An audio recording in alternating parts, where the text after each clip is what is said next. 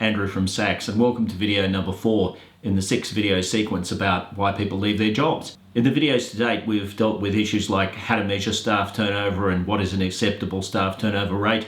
We've talked about ensuring that people you hire know what they're letting themselves in for. We've talked about how to ensure that recruitment practice is valid to reduce staff turnover. And in this video, we'll be talking about why people leave, push factors and pull factors. And the subsequent videos, we'll be talking about some research findings on staff turnover and then ultimately a kind of a summary about what you can do to increase retention and reduce staff turnover. In this video, we're going to talk about why people leave their jobs, and we're going to talk about push factors and pull factors. So a push factor is something that pushes somebody away from the organization.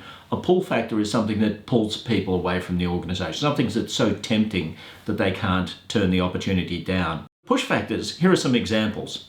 The job or the workplace was not as expected, and a couple of videos ago we dealt with the question of ensuring that people know what they're letting themselves in for. Too little coaching or feedback, too few advancement opportunities, feeling devalued and unrecognized, stress from overwork and work-life imbalance, loss of trust or confidence in senior leaders, being encouraged to leave but not fired. And that happens, doesn't it? Where people don't have the courage to say, okay, well, you're fired, but they make it uncomfortable for people in the hope that they will then start seeking a job and move on. Lack of training and development opportunities, need for meaningful work, all could be push factors where you're doing work which is not favourable. So you'll notice that a number of these things relate to leadership. And it is true to say that leadership is absolutely crucial to ensure that people are effective in their work and want to stay. And people often say that you join a job but leave a leader. And that is true to a certain extent. It's not the number one reason that people leave their jobs. It's often stated to be the number one reason that people leave their jobs. But in the research that we've done in this area, we've found other things that can be more important. Watch the next video, by the way, to see exactly what those are. But it is still really crucial. The leader that you report to certainly has an enormous impact on the environment that you're going to have at your work. But there are some push factors.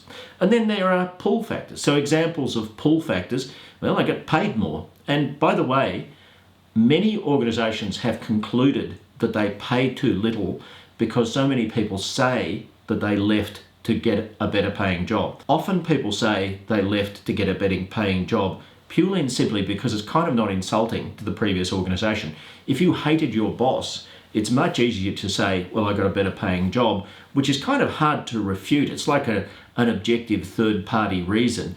It's so much easier to say that than I hated my boss, and so much less controversial. Another one, I got advancement or career progression. I got work-life balance. I'm retiring is clearly a pull factor. I got unexpected opportunities or headhunted. I had to relocate to another place, and maybe the family situation had something to do with that. Further study to upskill or change your careers, and environmental factors. And environmental factors might be it was closer to home, or it was better from a childcare point of view or something like that. They're environmental factors. Also, we occasionally hear that people move jobs because the office was nicer or something like that. They would be environmental factors. How do you really get to the truth about why people left their job? Many organizations run exit interviews, and it's a good idea, except that it is almost completely unreliable. Because when you undertake an exit interview, somebody's working out their period of notice, and let's say 5 days before they leave, or 10 days before they leave, or the day before they leave, they sit down with a member of somebody like HR and they tell them why they leave their job. Now, how many people tell the God's honest truth under those circumstances? The answer is not many.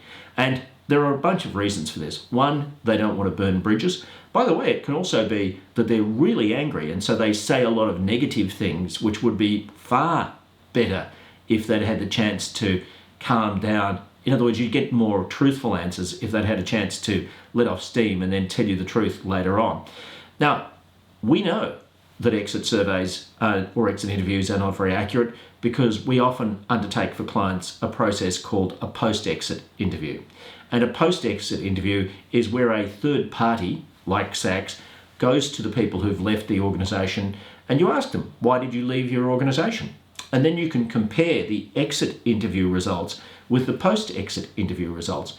Speaking to a third party after, say, 2 or 3 months have passed, well, you've got some distance between you and the job, and you tend to tell the truth. And what you tend to find is the results of the exit interview surveys are very different from the results of the post-exit interview surveys.